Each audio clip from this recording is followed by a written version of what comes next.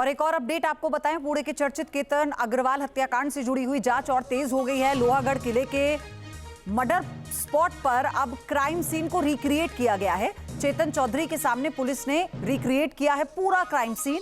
पहाड़ी से चेतन के सामने पुतला फेंका गया।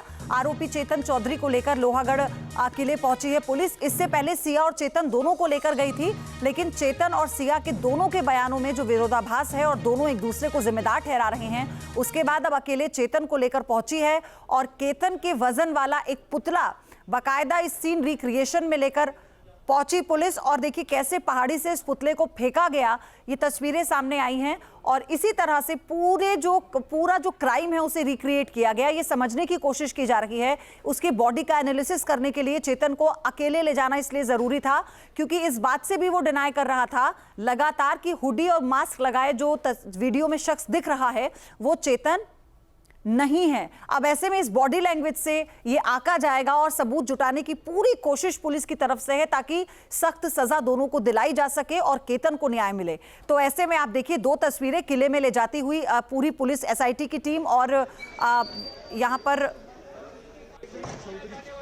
लेकर पहुंची, और दूसरी तस्वीर जो इसको रिक्रिएट करने के बाद जो पुतला फेंका गया है वो केतन के वजन का पुतला है। पुलिस ये समझने की कोशिश कर रही है कि कैसे धक्का दिया गया, क्योंकि ये भी कहा गया कि इससे पहले जितने भी अटेम्प्ट थे उसमें चेतन और सिया दोनों फेल हो गए थे।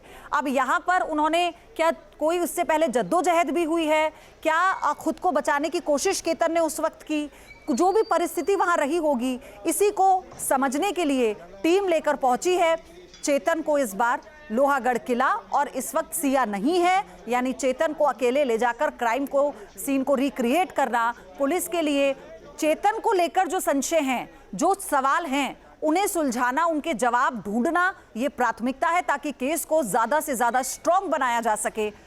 और इसके अलावा ये भी जानकारी है, हो सकता है कि सिया को भी अकेले लेकर जाए क्राइम सीन पर पुलिस इसे रिक्रिएट करने के लिए। ये समझना चाहती है क्योंकि दोनों के बयानों में जो विरोधाभास है, दोनों एक दूसरे पर इस पूरी साजिश का आरोप लगा रहे हैं, एक दूसरे को जिम्मेदार ठहरा रहे हैं। तो क्या वाकई ही दोनों की बातों में से किसकी बात में सच्चाई है, क्या इसका सार निकल कर आने वाला है, ये इसी से पता लगाने की कोशिश पुलिस कर रही है।